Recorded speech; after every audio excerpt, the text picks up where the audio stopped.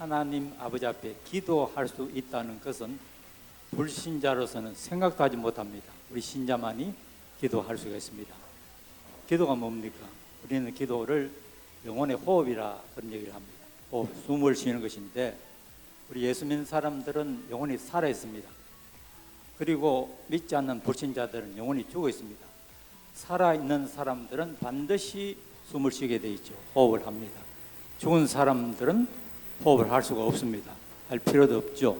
할 능력도 없습니다. 그러니까 우리가 영혼이 살아있는 하나님의 자녀들은 반드시 기도하는 것은 하나님께서 우리에게 주신 특별한 은총이요 또 특권이라고 저는 그렇게 믿고 있습니다. 그래서 기도는 열심히 해야 되는 것인데 특별히 우리 교회를 위해서 우리 모든 성도님들 함께 열심히 그 어느 때보다도 기도하셔야 되겠습니다. 우리 교회는 바로 하나님의 교회니까 이 하나님의 교회는 하나님께서 원하시고 또 하나님께서 원하시는 많은 영혼들이 구원받는 그런 교회가 되어야 됩니다. 교회를 위해서 끊임없이 기도하시고 또 연목사님이나 교역자들 또 모든 직분자들을 위해서 특별히 많이 기도하시길 바랍니다. 각자 자기의 사명을 잘 감당해서 함께 이 교회를 잘 끌어나가야 된다고 봅니다. 그렇기 때문에 우리 기도라는 것은 절대로 쉬면 되지 않습니다. 사무엘 같은 사람은 기도 쉬는 것을 죄라고 말씀했죠. 기도에 쉬는 죄를 범치 않는다고 말씀했습니다. 그래서 우리 기도하는 것은 너무나도 중요하고 또 필요한 것입니다. 늘 기도하겠지만 또 기도하는 성도님들이지만 특별히 기도를 해야 되는 그런 때라고 믿고 있습니다. 오늘 저는 성탄절 며칠 앞두고 구유에 탄생하신 그리스도라는 그런 말씀을 제목을 정했습니다. 오늘 7절 말씀에 첫 아들을 낳아 강보로 사서 구유에 누였으니 이는 여관에 있을 곳이 없습니다라 그렇게 말씀하고 있습니다. 아이가 태어나면 보통 요즘 같으면 다 병원에서 태어나죠. 그러나 그 당시에 집에서 혹은 여관에서 정도는 태어나야 되는데 예수님께서는 그렇게 하지 못했습니다. 여관에 유숙하지 못했습니다. 그래서 마옥간 구유에서 탄생하셨고 그곳에서 예수님께서 인류 구원을 위해서 역사가 시작된 것입니다. 지금도 이스라엘 가면은 베들레헴 가면은 구유교회가 있습니다. 예수님 탄생 기념교회인데 아주 크게 잘 지어놨습니다. 그 교회는 물론 예수님께서 바로 그 장소에서 태어났다 그렇게 얘기하기는 어렵겠죠. 그러나 예수님이 베들레헴에 탄생하신 것은 틀림없는 사실입니다. 그것도 희한하게 미가서 선지자는 벌써 예수님 모시기 전에 예수님 베들레헴에 탄생하신 것을 예언했습니다. 그 예언이 그대로 기가 막히게 적중해서 탄생하신 것입니다. 바로 베들레헴 되는 것입니다. 각 곳에 가면 훌륭한 사람들이 태어난 그런 집들을 많이 볼 수가 있습니다. 가령 예를 들어서 독일의 프랑크푸르트 가면은 괴테가 태어난 그런 집이 있습니다. 또 오지리 빈에 가면 베토벤이 태어난 그런 집이 있습니다. 영국의 스토라드 빈 아본이라는 곳에는 셰익스피어가 태어난 곳이 있습니다. 그래서 그런 훌륭한 사람들이 살던 집에 가서 그 사람의 업적을 또 그 사람의 사상과 그 사람의 모든 철학을 음미하면서 본받기를 원하고 기리고 그렇게 하는 것입니다. 그러나 예수님의 탄생하신 곳은 세상에 훌륭한 사람들이 태어난 그런 것과는 종류가 다른 것입니다. 질적으로 다른 것입니다. 예수님 바로 하나님이면서 사람으로 이 땅에 오신 것입니다. 신성과 인성을 동시에 가신 분입니다.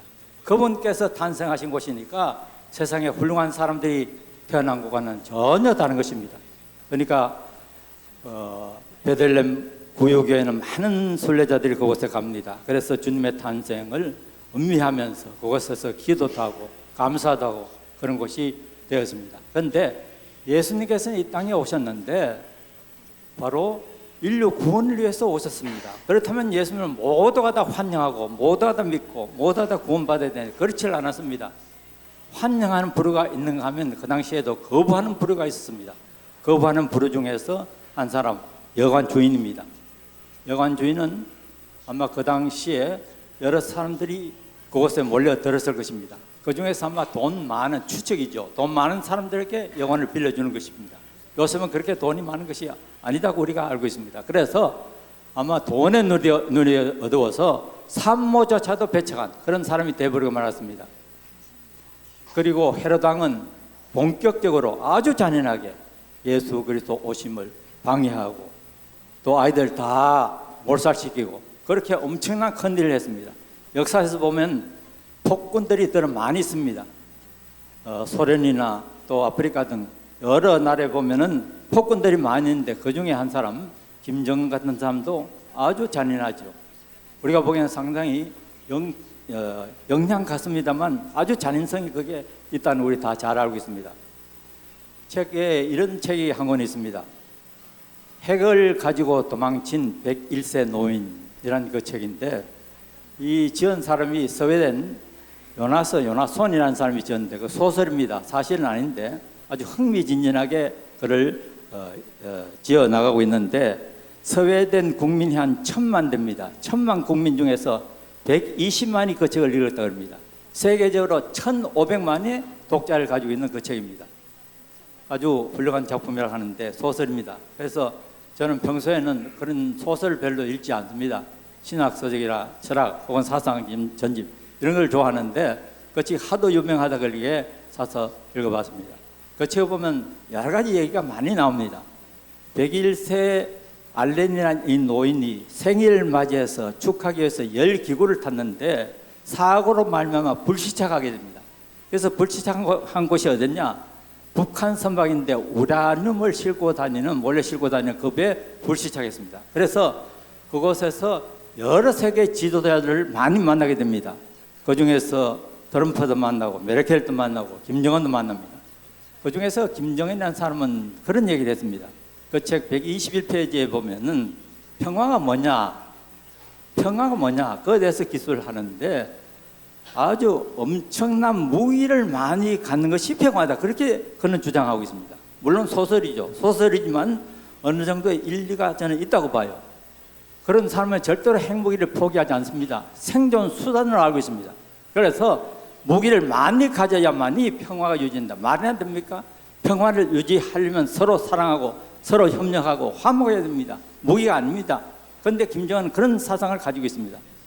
그런 사람과 더불어서 핵무기를 없애겠다고 해서 회담하는 것은 쓸데없는 일이라고 태영호 씨는 그런 얘기했습니다. 상당히 어느 것이 사실이냐 정확하게 얘기하기는 어렵습니다. 그러나 공통적으로 말하는 것은 북한의 핵무기라는 것은 생존 수단입니다. 그거 없으면 안 됩니다. 그래서 아무리 회담하고 협상하고 해도 핵무기는 절대로 버리지 않을 것이라는 것이 결론입니다. 왜냐하면 핵무기를 가져야만이 평화가 유지된다고 그는 그렇게 믿기 때문에 그런 것입니다. 여러분, 이 세상은 바로 평화의 세상이 되어야 됩니다. 그걸 위해서 예수님이 이 땅에 오셨습니다. 그래서 저는 오늘 첫 번째로 예수님께서 왜 마구간 구유에서 탄생하셨냐? 주님께서는 겸손하셔서 구유에서 탄생하셨다. 그 말씀입니다. 우리 예수님께서는 하늘 영광 높이 받으셔야 될 분입니다. 존귀와 영광만 받으셔야 되는데 이 땅에 탄생하셔서 가전 수모, 가전 고난 다 당했습니다. 탄생하실 때부터 다른 사람, 보통 사람들이 태어나는 여관에서도 탄생하지 못했습니다. 예수님께서는 왕자로, 왕으로서 이 땅에 오셨다면 왕궁에서 탄생하셔야 되는데 물론 그것도 아닙니다. 일반 사람들이 태어나는 자기 가정집이나 또 길손들은 여관에서도 태어나야 될 것인데 그렇게도 하지 못했습니다. 존귀 영광 받으셔야 될 그분께서 이 땅에 오셔서 낮고 천한 아주 초라한 아주 냄새난 구유에서 탄생하셨으니까 이것은 주님의 겸손을 저희들에게 본을 보이고 있습니다. 극도로 자기 비하입니다. 그 이상 낮아질 곳이 없습니다. 주님께서 그런 곳에 탄생하신 것입니다. 예수님께서 얼마나 겸손하시는지 나는 온유하고 겸손하다. 나에게 와서 배워라. 그렇게 말씀하고 있습니다. 예수님께서 한 번도 거짓말할 수 있는 분이 아닙니다. 그런데 주님 자신이 나는 겸손하다, 온유하다. 와서 배우라고 말씀하고 있습니다. 얼마나 우리들에게 본을 보인지 모릅니다. 주님께서는 그렇게 겸손하신데 우리 사람들은 어떻습니까? 사람들은 교만한 사람들이 한두 사람이 아니죠. 조금만 더 가져도 교만합니다. 남보다 조금 더 배워도 교만합니다. 남보다 조금 더 할 수 있어도 교만합니다. 이 교만이라는 것은 그렇게 나쁜 것인데 사람들은 자칫 잘못하면 그냥 내버려두면 다 교만에 빠져버리고 마는 것입니다. 절대로 그런 것은 되지 않습니다. 창세기 3장에 보면은 왜 인간들이 타락을 했느냐? 바로 뱀이 와서 마귀 와서 하와에게 유혹하는 것이 뭡니까? 하나님같이 된다고 했습니다. 하나님같이 된다. 그게 유혹에 넘어간 것입니다. 하나님같이 된다는 건 뭡니까? 교만이죠. 교만. 사람은 피조물입니다. 하나님은 창조주입니다. 피조물이 창조물 절대로 될 수가 없습니다. 그런데도 불구하고 그 꼬임에 넘어간 것입니다. 유혹에 넘어간 것입니다. 교만. 교만 때문에 그런 것입니다. 수바이처 그럼 우리가 다 잘 알고 있습니다. 그는 아프리카 밀림지대 가서 굉장한 일을 많이 했죠. 그는 의학자였고 신학가였고 발표된 연주자였고 철학자였고 아주 갖가지를 다 갖춘 사람입니다. 그 사람이 자기 아프리카에 가서 많은 봉사를 하다가 고향에 돌아왔습니다. 고향에 돌아올 때 많은 인파가 가서 환영하기 위해서 나갔습니다.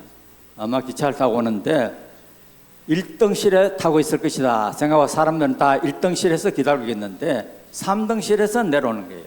그래서 수바치를 만나서 당신 어떻게 해서 3등실에서 내려오냐 물으니까 1등실 타지 않고 하는 얘기가 4등실이 없어서 1등실에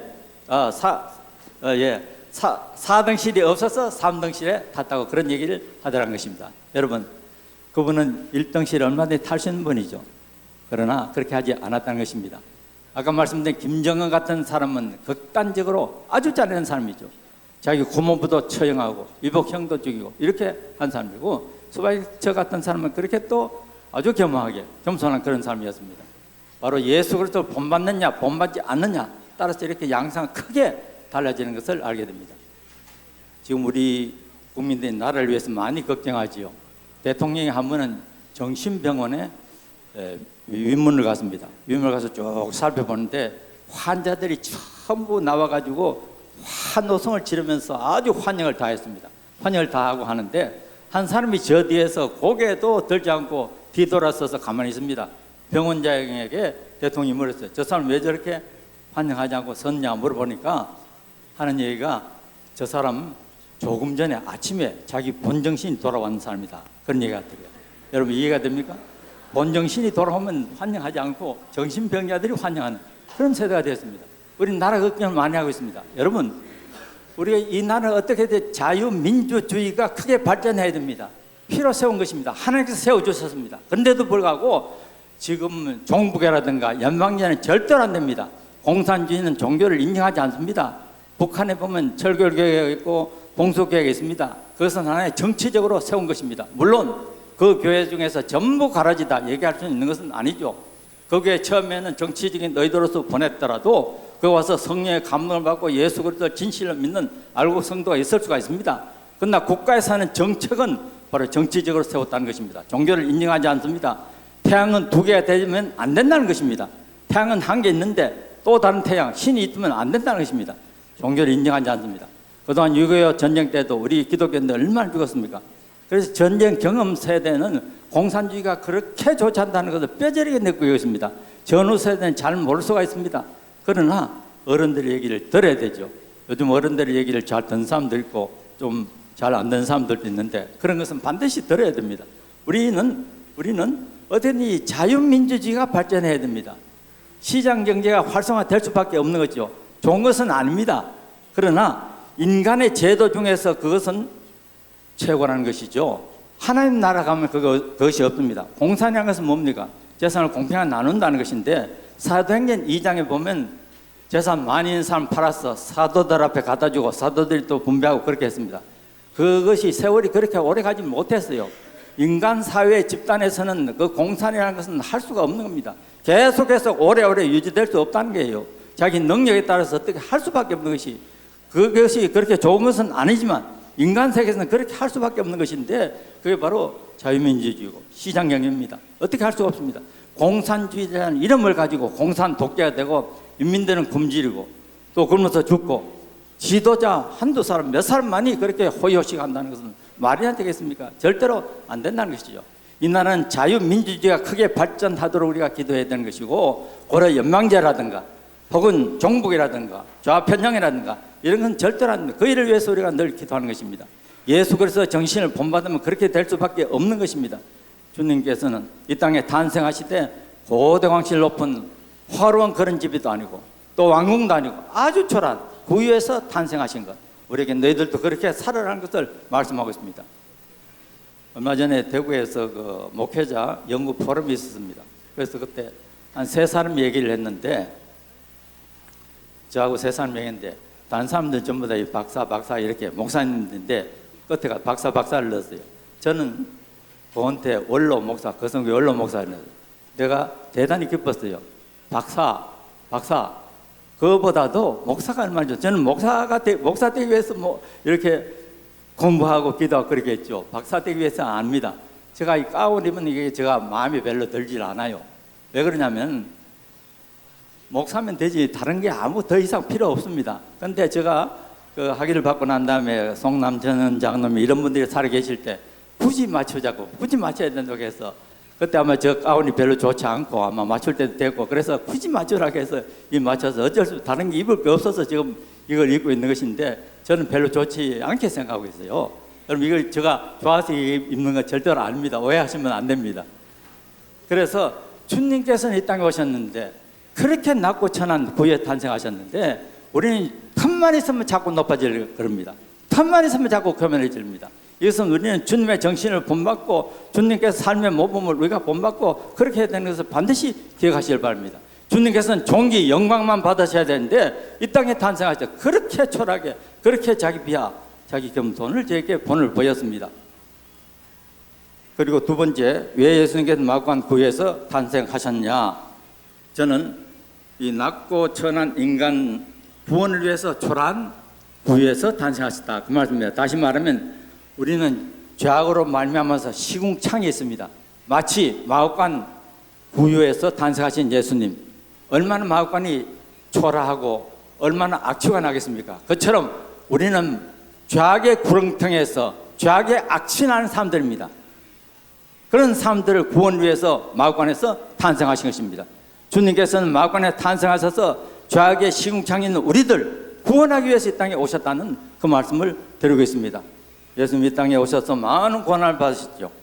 저는 어릴 때 물론 그 이때부터 제가 3대째 교인이고 저 부친은 장로님이었습니다.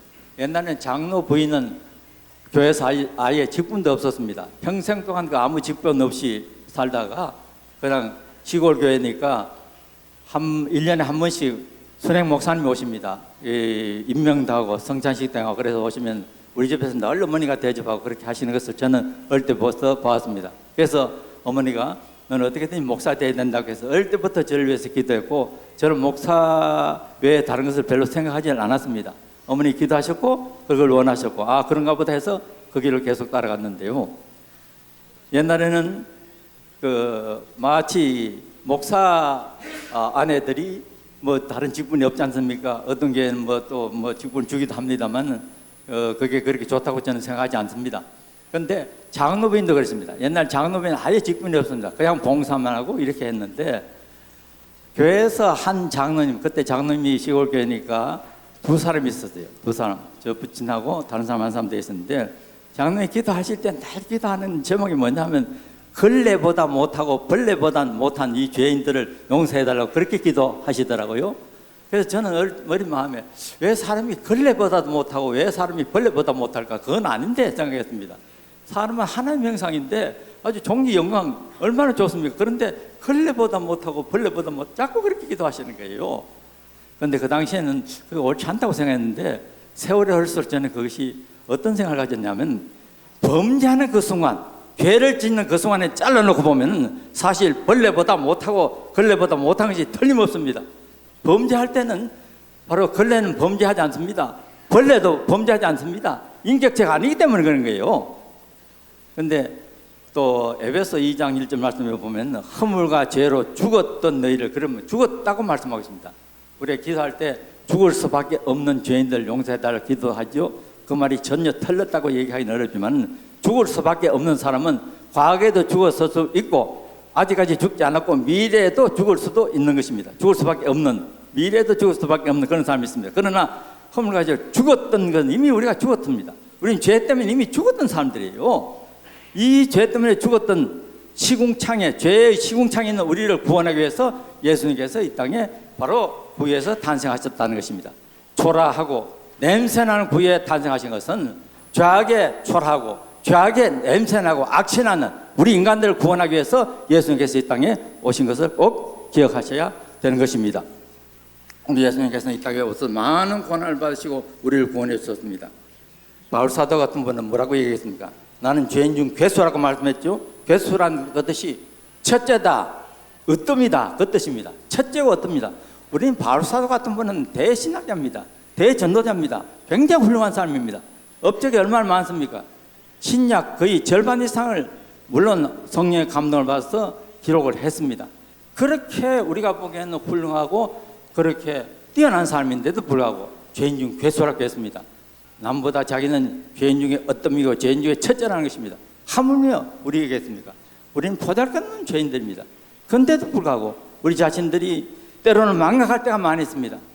이 죄인들 예수님께 구원하기 위해서 천한구유에서 탄생하신 것입니다. 죄악에 악취나는 이 세상에 오셔서 우리를 바로 구원해 주신 것입니다. 우리가 구원의 은혜라는 것은 세상에 필요 없는 은혜입니다. 근본적인 은혜입니다. 세상에 그 무엇과도 바꿀 수 없습니다. 그 무엇과 살 수가 없습니다.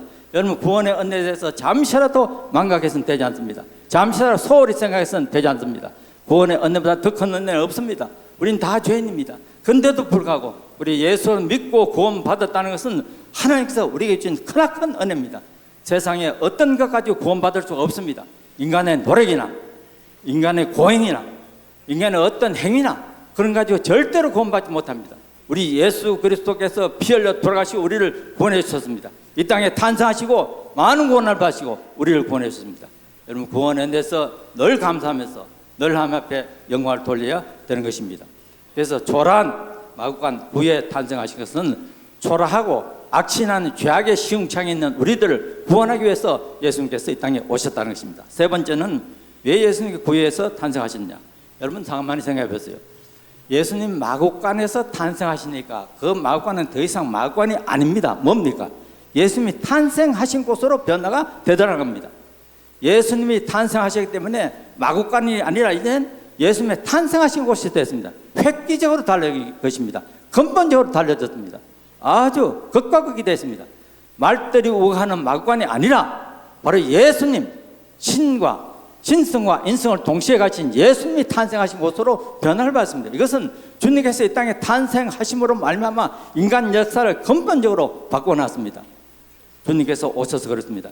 주님께서 오셔서 예수 그리스도의 말씀, 예수 그리스도의 교훈 곳곳에 미치지 않는 곳이 없습니다. 어느 곳에 다 미쳤습니다. 정치, 경제, 사회, 문화, 종교, 풍속 다 미쳤습니다. 우리나라 역시 기독교가 들어와서 이렇게 발전한 것이 얼마나 많습니까? 교육 제도라든가 병원이라든가 많이 그렇습니다. 어느 나라든 다 그렇습니다. 기독교가 제대로 들어간 곳 그런 곳은 발전하게 되어 있습니다. 만약에 예수님께서 이 땅에 탄생하지 않았다면은 아마 암흑과 혼돈 가운데서 헤매고 있을 것입니다. 그러나 주님께서 이 땅에 오셨기에 주님의 정신과 주님의 교훈을 본받는 그런 지역, 그런 나라는 번영하고 그런 민족은 번영하게 되어 있습니다. 그러나 그것을 거부하고 그것을 따르지 않는 그런 민족이나 그런 나라는 바로 발전하지 못하는 것을 알게 됩니다. 주님께서 탄생하시니까 더 이상의 마구간이 아니라 주님이 탄생하신 신과 인간을 구원하신 신성을 가지고 인성을 가신 주님께서 탄생하신 곳이 되다는 것을 의미하고 있습니다. 얼마나 귀한 은혜인지 모릅니다. 이태리에 가면 탄식의 다리라는 그 다리가 있죠. 탄식의 다리. 지금은 뭐 구조가 다 다릅니다만 옛날에는 다리를 건너기 전에는 재판소가 있었고 건너가면 토굴이 있었는데 그건 감옥이죠. 일종의 감옥인데 재판받아서 종신형을 받으면 그곳에 가서 평생 동안 하늘 한번 쳐다보지 못하고 햇빛 한번 보지 못하고 그곳 살다가 그곳에서 절망 가운데 낙심 가운데 죽고 만다는 거예요. 한번 그쪽에 가면 끝나는 것입니다. 그런데 한 죄수가 탄식의 다리를 건너가는데 뒤에서 소리치면서 암흑의 이름 부르고 사면장을 보였습니다. 사면장을 보니까 황제가 내린 사면장인데 자기 이름이 적혀졌습니다. 이 사람은 그 독일 속에 더 이상 들어가지 않고 뒤로 물러와서 보통 사람들이 사는 세상으로 나오게 됐습니다. 이 사람이 너무나도 감사했습니다. 너무나도 기뻤습니다. 펄쩍펄쩍 뛰면서 감사했습니다. 왜냐하면 불과 몇십 년 더 사는 이 땅에서도 자유롭게 사는 것이 그렇게 좋다면 우리는 하물며 하나님 나라 가서 영원한 영광을 누리고 영원한 자유를 누린다는 것, 이보다 더 큰 은혜가 어디 있습니까? 더 큰 사랑이 어디 있습니까? 이 사랑이 은혜 우리가 받았습니다. 이 지상에 살면 100살 혹은 조금 더 사는 사람이 있습니다. 수십 년 혹은 100살 조금 더 사는 사람이 있지만은 이 세상에서도 바로 자유를 누리고 영광을 누리는 그런 사람들이 우리 모두가 다 되기를 원하는데, 하나님 나라에서 영원한 영광을 누리고 영원한 종기를 누린다는 것은 더 이상 복이 없습니다. 그래서 우리 자신도 바로 그런 사람입니다. 옛날에도 주님 탄생하실 때도 거부한 편이 있었고 환영한 편이 있습니다. 거부한 사람들은 바로 불신자, 멸망한 사람이고, 환영한 편은 바로 예수를 믿는 사람, 구원받은 사람입니다. 그 줄기는 지금도 계속해서 이어지고 있습니다. 지금도 세상을 보십시오.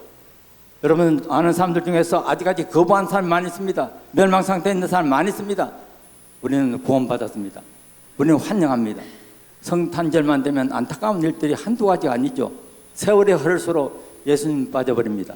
사람들만 모여서 흥청거리는 그런 분위기가 되어버리고 말았습니다. 얼마나 안타까운지 몰라요. 예수님이 주인인데, 주인 대신 예수님은 온데간데 없습니다. 사람들이 그저 모여서 기분을 만끽하고 그런 가운데 그런 세태가 되어버리고 말았습니다. 참으로 안타깝습니다. 생일엔 주인이 반드시 계셔야 되는데 주인 없는 생일이 되어버리고 말았습니다.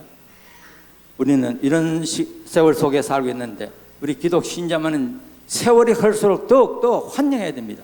더욱더 예수 그리스도를 영접하면서 주님의 뜻을 따르고 주님의 교훈을 따라야 되는 것입니다. 주님께서 이 땅에 오신 것은 바로 인간 구원을 위해서 이 땅에 오셨는데, 더더욱 마구간에 탄생하신, 그렇게 초라하게 탄생하신 것은 의미가 얼마나 큰지 모릅니다. 마르틴 루터가 한 번은 전나무가 작게 있는 그 숲을 거닐다가 전나무가 볼품었는데, 그 중에 한 전나무는 눈이 소복이 쌓였는데 달빛이 그 전나무에 쭉 비치니까 그 전나무가 그렇게 아름다운 전나무가 되더라는 거예요. 너무 아름다워서 그 전나무를 캐서 집에 와서 나무를 장식했는데, 그것이 바로 성탄절이 기원이 됐다는 그런 얘기가 있습니다. 그러면서 루터가 하는 얘기는, 다 초라한 전나무인데 그 중에 눈이 초복이 쌓였고 달빛을 받는 그 전나무가 그렇게 아름답게 보이더라는 겁니다. 그러면서 하는 얘기가, 우리 자신들 사람들마다 다 초라한 전나무처럼 그렇게 초라한데, 예수 그리스도의 빛을 받으면 우리는 만물의 연장이 되고 하나님의 자녀로서 빛난 그런 사람이 되는 것을 말씀했습니다. 얼마나 아름답게 보이는지 모릅니다. 여러분, 사람은 존귀한 존재죠. 사람의 생명이라는 것은 하나님께서 주신 것입니다. 그 중에서 하나님의 자녀들 얼마나 귀한 존재들입니까? 이 존재가 되는 것은 바로 주님께서 구원의 빛을 우리에게 비춰서 우리가 이렇게 아름답게 된 것입니다. 우리는 육신의 아름다움을 위해서도 꾸미고 단장하는 건 나쁠 것은 없습니다. 그러나 바로 주님께서 원하시는 것은 우리가 영혼이 맑고 영혼이 깨끗한 것입니다. 톨스토이라는 사람은 부유한 가정에 태어났죠. 그리고 부유한 생활을 했습니다. 그러나 그 생활은 아주, 자기 가정은 부유했는데 생활은 아주 검소했습니다. 그리고 톨스토이 무덤이 있습니다. 무덤이 있는데, 우리 방지일 목사님께서 90세가 넘어서 톨스토이 무덤 하나 보기 위해서 러시아까지 갔습니다. 톨스토이가 그렇게 겸비하게 무덤까지도 초라하게 되어 있다는 그거 하나 보기 위해서 그까지 가신 것인데, 뭐 그쪽에 가면 바로 그런 것을 많이 느낄 수가 있습니다. 그분이 얘기했습니다. 이 거짓 예술은 창녀처럼 화려하게 단장하고 참된 예술은 어진 아내처럼 장식하지 않는다고 얘기했습니다. 여러분, 우리가 장식할 이유가 전혀 없습니다. 포장할 이유가 전혀 없습니다. 또 우리가 세상에 살면서 바로 있는 그대로를 나타내는 게 얼마나 좋습니까? 바로 그게 바로 예수님의 겸손입니다. 예수님 이 땅에 탄생하신 것은 바로 우리를 위해서 탄생하셨는데, 왜 하필이면 구유에서 탄생하시냐? 저는 첫 번째 예수님의 겸손을 저희들에게 보인 것입니다. 우리에게 극도의 비하를 저희들에게 보인 것입니다. 본을 보여서 우리도 그렇게 살라는 것입니다. 두 번째는 죄악의 시궁창에 있는 우리를 구원하기 위해서 마국간 초라하고 악천한 그곳에서 탄생하신 것을 말씀했습니다. 이제 마국간은 이제 더 이상 마국간이 아니라 주님이 탄생하시니까 주님의 탄생하신 곳이 되어버렸습니다. 획기적으로 달라졌습니다. 극과 극이 됐습니다. 주님의 탄생하신 곳은 바로 그런 곳입니다. 그리고 주님의 탄생을 믿는 곳은 바로 주님의 정신, 주님의 교훈을 본받아서 획기적으로 모든 삶이 달라지는 것을 말씀하고 있습니다. 우리 자신들 예수 믿고 구원받고 환영하고 영접하고 얼마나 귀한 존재들입니까? 이 성탄절 맞이해서 먼저 우리 자신들이 주인공 대신 예수 그리스도께 정성을 다해서 경배할 뿐만 아니라, 주님의 정신이 뭐냐, 주님의 교훈이 뭐냐, 어렵고 힘들고 대단히 피곤하고 지쳐있는 그런 사람들과 함께 사랑을 나누고 인정을 나누기를 원하실 것입니다. 하나의 행사가 아니라 우리의 모든 삶 속에서 정말 어렵고 힘든 사람, 주님께서 보시기에 그런 사람들이 많이 있습니다. 그런 사람 우리는 사랑을 나누고 인정을 나누고 하는 것이 주님께서 원하시는 것입니다. 이 땅에 탄생하신 주님께서 바라시는 것입니다. 우리는 그 일을 위해서 이 땅에 태어났고 또 그 일을 반드시 실천해야 될 것입니다. 겸손과 또 초라한 죄악의 시궁창인 우리를 구원하기 위해서 획기적으로 달라지게 하기 위해서 이 땅에 탄생하신 예수 그리스도를 우리가 믿고 그 예수를 전하고 예수를 마음밖에 내서 전할 뿐만 아니라 주님의 정신대로 주님의 교훈대로 살아가는 성도님들 다 되시길 바랍니다. 기도하겠습니다. 전능하신 하나님, 아버지 하늘 감사합니다. 저희들 사랑해 주셔서 이 말씀 주시오니 감사와 영광을 돌립니다. 주님께서 이 땅에 오셔서 많은 본을 보였었는데 오늘도 그 본을 저희들은 본받기를 원합니다. 모든 성도들 우리 주 예수 그리스도를 잘 영접하고 예수 그리스도 앞에 경배하고 예수 그리스도를 전하고 예수 그리스도의 정신, 예수 그리스도의 모든 교훈과 삶을 실천할 수 있는 저희 모두가 되게 은혜를 베풀어 주시옵소서. 예수님으로 감사기도합니다. 아멘.